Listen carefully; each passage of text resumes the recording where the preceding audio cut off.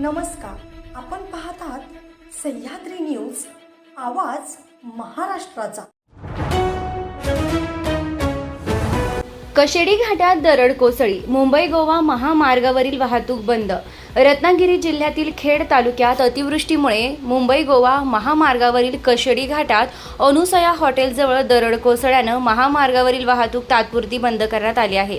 दरम्यान रायगड जिल्ह्यातील सुकेळी खिंडीजवळ रस्त्यावर मोठ्या प्रमाणात पाणी साचल्यानं वाहनांच्या लांबच लांब रांगा लागल्या असून अनेक प्रवासी अडकून पडले आहेत। मुसळधार पावसाचा फटका राज्यातील प्रमुख मार्गांना बसला असून मुंबई पुणे द्रुतगती मार्गावरील मिसिंग लिंक प्रकल्पाजवळ ही दरड कोसळली आहे। तसेच ताम्हिणी घाटही खचल्यानं वाहतुकीसाठी बंद करण्यात आला आहे। पाण्याचा निचरा होईपर्यंत मुंबई गोवा महामार्गावरील प्रवास टाळावा असे आवाहन रायगडचे जिल्हाधिकारी किशन जावळे यांनी केले आहे।